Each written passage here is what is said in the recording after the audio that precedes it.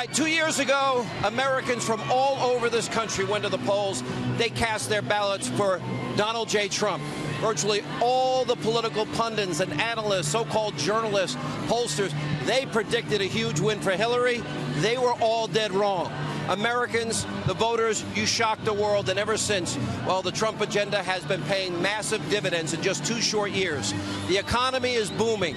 4.5 million new jobs, 4.3 million fewer Americans on food stamps, 4 million Americans lifted out of poverty. On the manufacturing front, Obama said these jobs are never coming back. 400,000 new jobs. Unemployment claims are at a 49-year low in just 2 years. We are seeing record low unemployment for African Americans, Hispanic Americans, Asian Americans, historic unemployment for women in the workplace. These are all records. And for military veterans and for youth unemployment. Median household income is now hitting record highs. 4.2% GDP growth in the second quarter, 3.5% in the most recent quarter. And this all comes as President Trump slashed regulations. Promises made, promises kept. It comes after he signed the single biggest middle-class tax cut in American history. A promise made, a promise kept. He opened up American energy. Now, literally, we're on a path towards energy independence. Greenlighting the drilling in Anwar, the Keystone Pipeline, the Dakota Access Pipeline.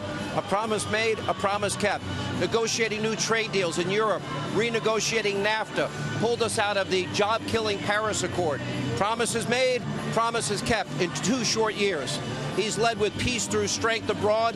He has pulled us out of the one-sided, ridiculous insanity of the nuclear deal. We are no longer dropping cargo planes of cash on a tarmac for radical mullahs that chant death to America. Addressing the looming crisis in North Korea. Keeping the promise so many other presidents made, he's the only one to keep. This promise of moving the embassy in Jerusalem, in Israel, to Jerusalem. Promises made, promises kept. And despite being out of office for 2 years, this is the joke of all jokes. Watching Obama this weekend, Obama with the worst record of any president in modern history, which I will point out, he's now trying to take credit for Trump's success. Watch this. So when you hear all this talk about economic miracles right now, remember who started it. Remember who started it. Let's remind you, the voters, what his actual record is, because it's humiliating and it's embarrassing. 8 years of Obama, 13 million more Americans were on food stamps. 8 million more Americans in poverty. The lowest labor participation rate since the 70s. The worst recovery since the 40s. The lowest home ownership rate in 51 years. Get this. He was the only president in U.S. history never to experience 3% GDP growth in a single year of his presidency. Oh, and the guy that claimed $9 trillion in debt, oh, that's irresponsible and unpatriotic. In 8 years of Obama, he took on more debt than every other president before him combined. That was 2 years ago. Today, President Trump has been making a final pitch to voters in an op-ed on Fox News. And the message is clear. If you want more safety and security and prosperity for the American people from all walks of life, this is about continuing the progress, voting Republican. The Democrats, we know they have no plan to make your life better, safer, more prosperous. 8 years under Obama was a disaster. So instead, what have we been witnessing? Democrats have some pretty extreme ulterior motives. I have been sounding the alarm about this for months right here on this show. When Democrats tell you what their plans are, believe them. Maxine Waters, she keeps saying, impeach 45, impeach 45, reclaiming my time. And by the way, our fellow Democrats keep saying, Maxine, just don't tell them. We'll do it, but just don't tell them. Keep quiet. Keep it a secret. Remember this. I'm in this fight. Yeah. I'm in this fight, and I'm not going to move. And as you know, there's a difference in how some of our leadership talk about how we should handle all of this. They say, Maxine, please don't say impeachment anymore. And when they say that, I say impeachment, impeachment, impeachment, impeachment, impeachment, impeachment. Now that's coming from a congresswoman who will likely chair a very powerful House committee if the Democrats regain power. And by the way, she, Adam Schiff, the liar Schiff, Oh, they're bragging about their plans to initiate endless House investigations into so-called Russia collusion. We've had 2 years of this nonsense. The chair of the all-powerful Intel Committee. Watch the liar, shifty shift. Take a look. While the Republicans walked away from the investigation, the Democratic minority has continued, and we've been bringing witnesses in, and we've been learning more, and that work won't stop when we take the majority, but we will be able to get answers the Republicans were unwilling to pursue, records that the Republicans wouldn't ask for. The question, though, that I don't know whether Mueller has been able to answer, because I don't know whether he's been given the license to look into it, is were the Russians laundering money through the Trump Organization? And that will be a very high priority to get an answer to, for the reason that if they were doing this, it's not only a crime, but it's something provable, something that the Russians could hold over the head of the President of the United States. Never ends. It's the same. It's like on a rewind. Never ends. A loop. Democrats, what do they want? They want endless investigations into a farce. They don't want to investigate Hillary, the one that paid for phony Russian lies that led to, lying to FISA court judges and committing, obviously a fraud on the court. And then leaking that information so they can get a special counsel. They don't care about that. They only care about, if it involves President Trump. They want to impeach, investigate the president. And if you want to vote for Democrats tomorrow, you're voting to raise your taxes. Remember Nancy Pelosi, largest tax cut in American history. Literally 90% of working Americans benefit. And you saw what they were willing to do to Justice Kavanaugh. You want higher taxes? You want the lies said about a man that was literally smeared and slandered and besmirched with no due process, no presumption of innocence? They will block all judicial appointments. And by the way, remember the great promise? Keep your doctor, keep your plan, and pay less? What a lie. It's the biggest lie ever told by any one party. And now they're literally trying to campaign on that lie. They want to preserve Obamacare forever. That's what's at stake tomorrow. They want to bring back the mandate tax that President Trump and the Republicans killed. They couldn't care less if your premiums continue to skyrocket. For them, it's about power. Look at the issue of immigration. They're told by the Center for American Progress, don't talk about it. Change the topic, but we know what they want. Open borders, sanctuary cities, sanctuary states, to abolish ICE. And once again, they are hiding their agenda from the American people. Center for American Progress, the think tank of John Podesta, just change the topic as quickly as you possibly can. And by the way, Democrats, they're literally listening, because their radical positions are so unpopular, they can't even run on what they truly believe. That's the modern Democratic Party. This is your choice tonight. Is this what you want? Because that's the agenda of Nancy Pelosi. That's the agenda of Chuck Schumer. You vote for any House Democrat, you're voting for Pelosi. You vote for any Senate Democrat, you are voting for Chuck Schumer. Everything at this hour tonight is up for grabs. But the good news is you have the power. Tonight, we are working on 3 different scenarios, just so you know. Scenario 1, Republicans maintain the majority in the House, gain seats in the Senate, and guess what? That's a huge win. Republican option number 2, it's a split decision. That would be Republicans losing the House, gaining seats in the Senate. Worst case scenario, which, we'll let the fake news guys over there talk about, would be Republicans losing the House and Senate. That would mean Wednesday morning you hear Speaker-elect Pelosi, Senate Majority-elect Chuck Schumer. In the House, there's literally about 36 toss-ups that will decide whether or not Nancy Pelosi gets that gavel back. Now, these are incredibly close, important races. Look at them on your screen. We also have them on Hannity.com. Literally, states like California, Minnesota, New York, New Jersey, Virginia, everywhere in between. All 435 seats matter. Historically, a sitting president almost always sees losses in the House. Look at this number. In 2010, the first midterm of Barack Hussein Obama, Democrats lost 63 seats. But he was elected 2 years later. 1994, Bill Clinton, Democrats lost 54 seats. And for the first time in 40 years, leading the way by Newt Gingrich, the Republicans took back the House of Representatives. Both of them, Obama and Clinton, 2 years after those disastrous midterms, went on to win re-election. 2 years later. Over in the Senate, we are watching a handful of very close races that will determine whether or not Chuck Schumer becomes the majority leader. Right here, where we are tonight in Missouri, we are right now, Republican Josh Hawley, who will join us, is polling well. He's up against liberal, radical, leftist, incumbent Claire McCaskill, far-left senator, who's trying to convince the good people of Missouri that she's a moderate. We know that's not true. Don't forget, she voted against Kavanaugh. She voted against Neil Gorsuch. She voted against the tax cuts for the people of Missouri. Her campaign caught on tape literally supporting widespread gun restrictions and gun bans. But she's not telling the people of Missouri that. Arizona, I can't even believe we're talking about this race. Republican, American hero, Martha McSally, multiple tours of duty, 6 in Iraq and Afghanistan, 28 years of service. While McSally was serving her country abroad, her opponent, radical, leftist, Democrat Kristen Sinema, organizing events with the radical, since indicted lawyer for the blind sheikh, leading anti-war protests in a pink tutu with a group of witches, and I'm not making that up. She was making the case for, oh, it's okay if Americans want to fight with the Taliban. And asked this weekend, she stood by that stupidity. Those are our enemies. And she called Arizonans crazy, the meth lab of democracy. But they're only crazy in a Lindsay Lohan way. We go to the state of Indiana. Toss-up tonight between Mike Braun and Democrat incumbent, well, Schumer wannabe disciple Joe Donnelly.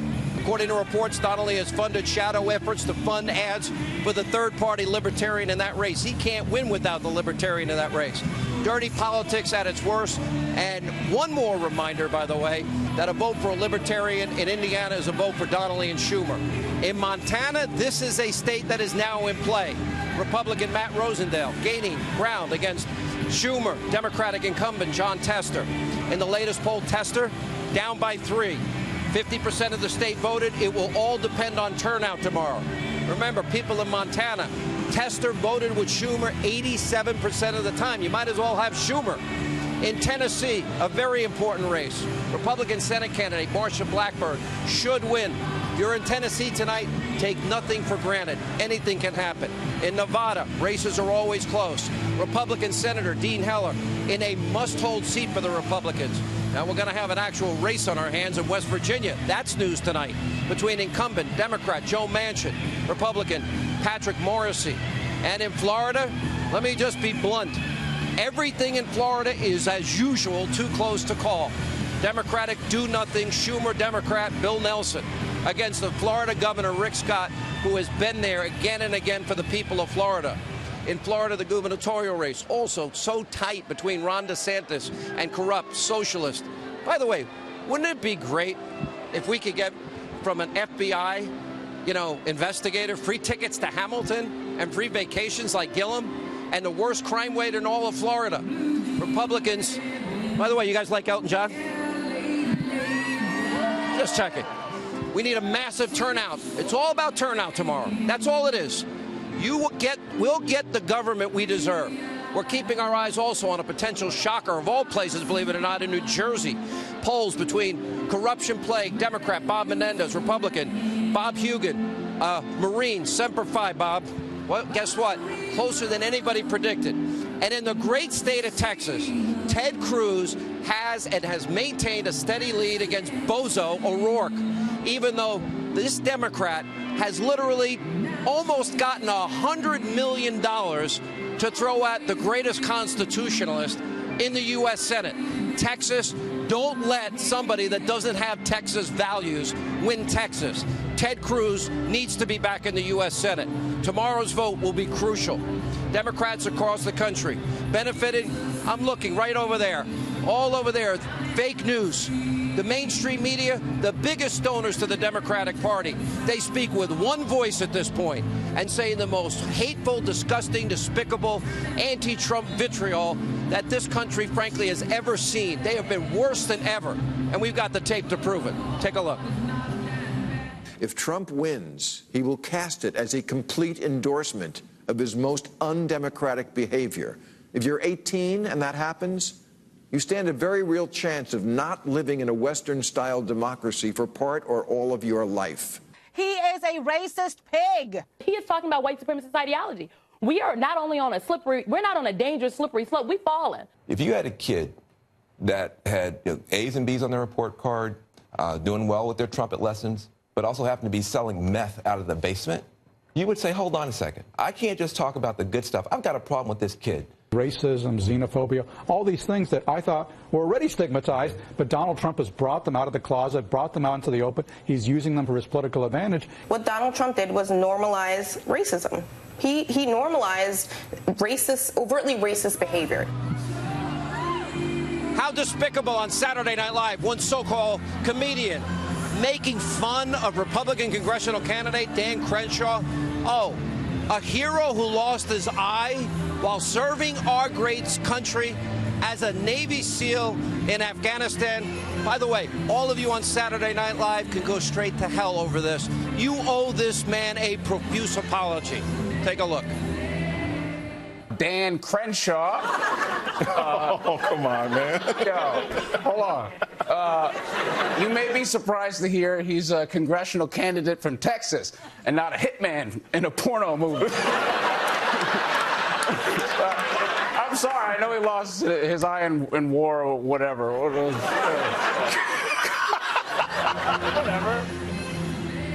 What jackasses. Honestly, that crossed the line way beyond it. They owe him a massive apology. Dan Crenshaw, to his credit, he's taken the high road. He's not demanding a phony apology, which is what it would be anyway. And tonight, he represents everything that's great about this country.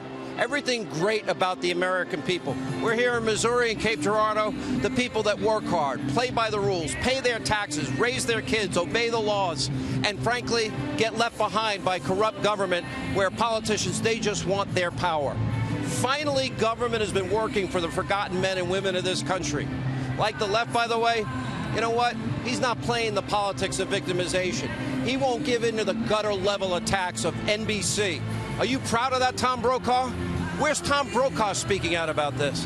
Where's anybody at Fake News, Conspiracy TV, MSNBC? Are you going to vilify those disgusting remarks? You don't have the courage to speak out? And while Democrats call every conservative, as I told you, racist, sexist, xenophobic, misogynist, homophobic, Islamophobic, dirty air, dirty water, oh, throw granny over the cliff and kill children. They do it every 2 years, every 4 years. You ask yourself, which side are you on? The side of the decorated, principled war heroes like Martha McSally and Dan Crenshaw? I know the people in Cape Girardeau are. Are you on the side of those who support tax cuts, lowering regulations, support what has now been an economic boom we had not seen in over 10 years? Do you want secure borders? Do you want a wall with a door and demand that we respect our sovereignty or our borders, that people come in legally? Do you want to end the policies of sanctuary cities and sanctuary states? Do you believe in peace through strength?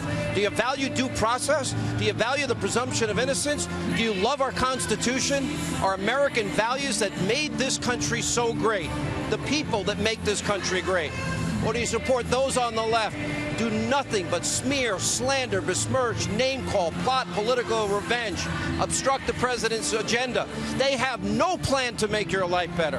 An attempt day after day, hour after hour, to divide this country any way they can.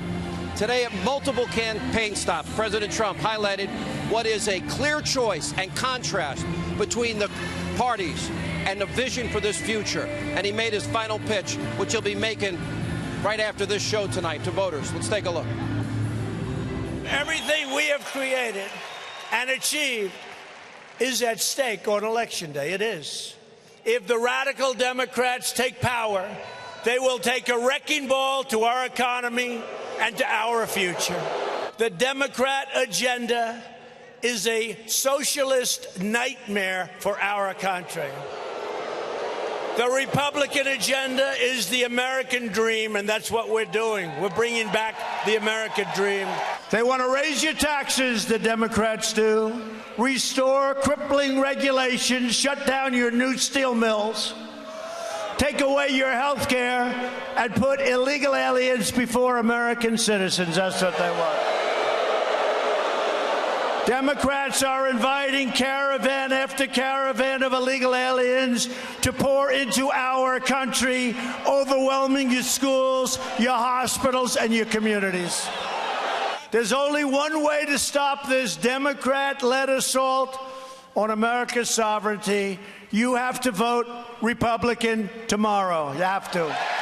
I am asking every citizen from every party, every background, and every race, color, and creed to reject the Democrat politics of anger and division and to unite behind our proud and righteous destiny as Americans all together.